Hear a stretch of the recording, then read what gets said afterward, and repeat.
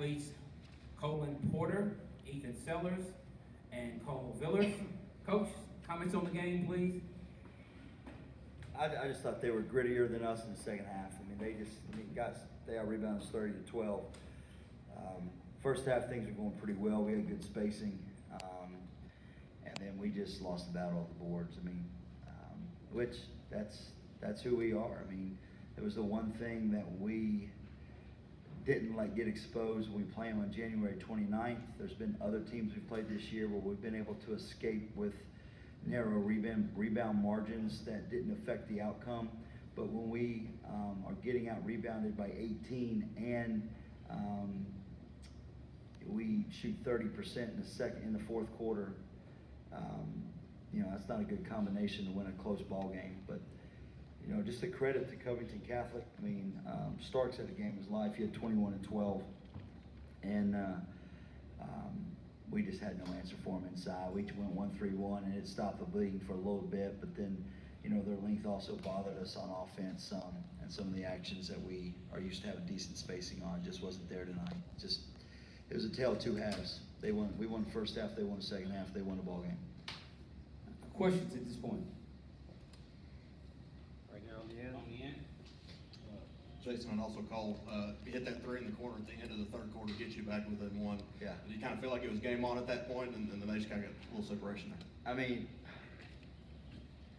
You try not to get emotional. You guys get up there in the state tournament, and it's sort of an emotional time. But Cole Villers has missed 41 games in his high school career, guys. He scored almost 1,700 points. He's missed 41 games in his high school career. Think about that for a minute. And for him to come out, he's playing on a torn meniscus. He has surgery next week.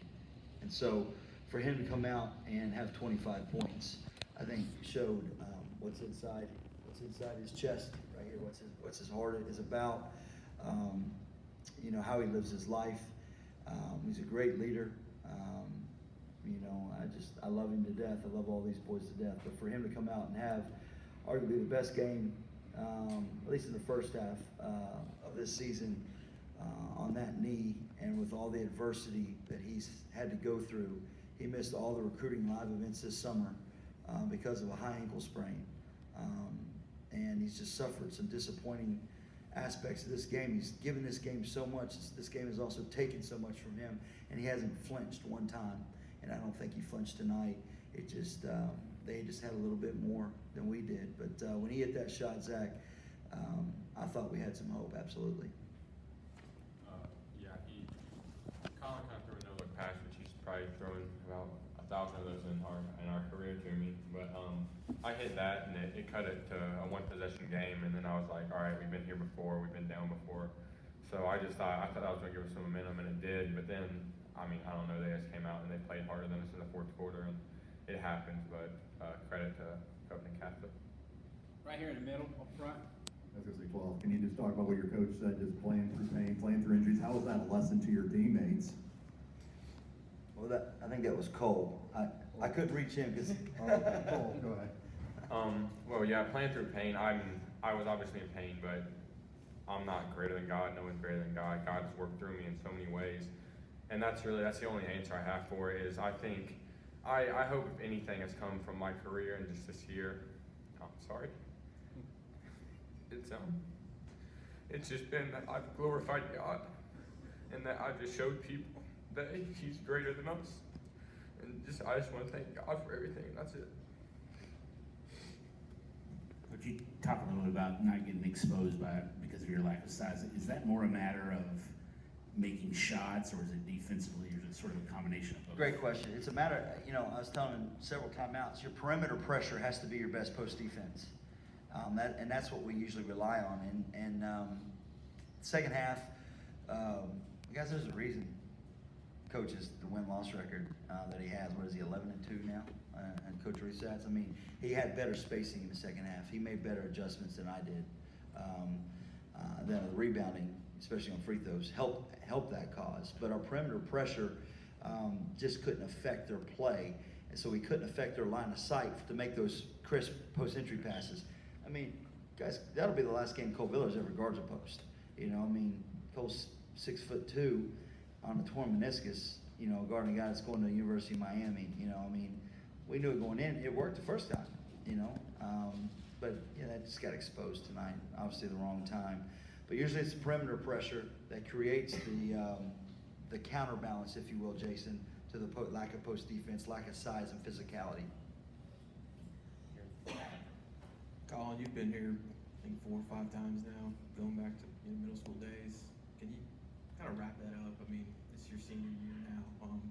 Can you kind of put that in perspective at all? Yeah, I mean, it's been a great run.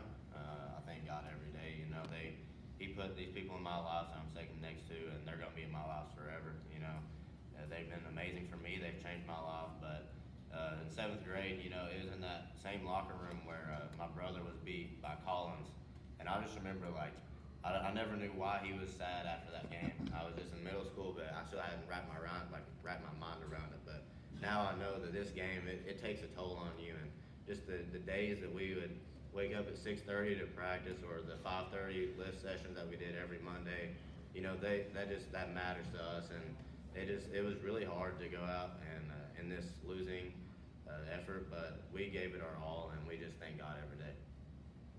Final questions on the end. Coach, just talk about number 3 for them, Mekhi Wilson, and what impact he made and how big a part of a scouting report he was for you. Oh, he started in the second half. I mean, Coach Bonner, our associate head coach, said if I was him, I'd start him in the second half, and they must have been on the same wavelength. But you know, he just straight line drive us. We had some bad closeout angles on him. We, you know, balls top the key. We call it fence position. Keep your hips square. And our hips got turned and went straight down the lane line. And the way we play, we don't give a lot of early help. We're all perimeters. You got to sort of play the hand you're dealt. And so we have a lot of perimeter pressure. We make people take tough twos at the rim, which is contrary to the way a lot of people play defense traditionally. But so with that, we give that up sometimes, that straight line drive, and he just turned the corner on, especially from the top of the key, and you're going downhill from the top of the key, your field goal percentage probably goes up 25%. So yeah, he hurt us. But again, I mean, the only thing that hurt us was the big thing was because when you give up those offensive rebounds, it's deflating, you know? It's deflating. The kids on the floor know they're giving up offensive rebounds. They know the people in the stands are saying, wow, they're just getting out rebounded. You know, it's hard to overcome that on many levels, not only physically, but mentally, and especially from a momentum standpoint. Coach Mays, congratulations to you and the Ashland Blazer Tomcats on a great season. Thank you, sir. Thank you all.